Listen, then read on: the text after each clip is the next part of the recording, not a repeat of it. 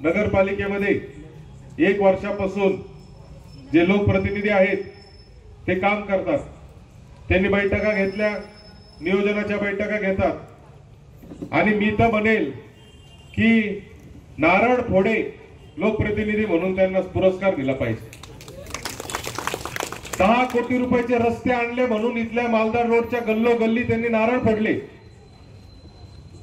मी मुद्दाम नगरपालिकेतल्या अधिकाऱ्यांना विचारलं की 10 कोटीचे रस्ते आले का?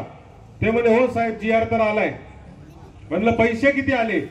म्हणे साहेब अजून 1 रुपयाने आलाय। मग ज्याच्या 1 रुपयाने आलाय त्याचा नारळ तुम्ही कसा फोडता? बर, अशा आविर्भावात नारळ फोडले की जसं काय इतिहासात पहिल्यांदाच हा रस्ता होतोय। अहो, हे रस्ते आम्हीच केले होते। रस्ते फुटतात, रस्त्यांना खड्डे पडतात, रस्ते परत परत करावे लागतात।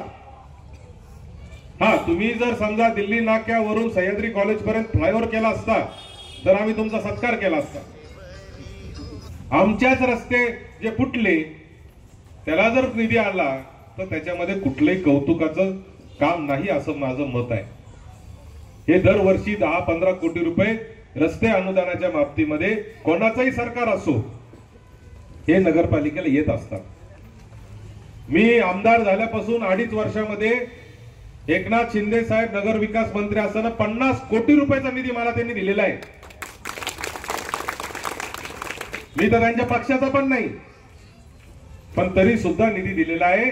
कारण निधी मिळवणं आणि त्याच्यातून कामं करणं, मला असं वाटतं की एक लोकप्रतिनिधी म्हणून ती आता भाऊसाहेब वागचौरे साहेबांनी चांगलं सांगितलं, विकास ही प्रक्रिया नाहीये, विकास हा खेचून आणावा लागतो।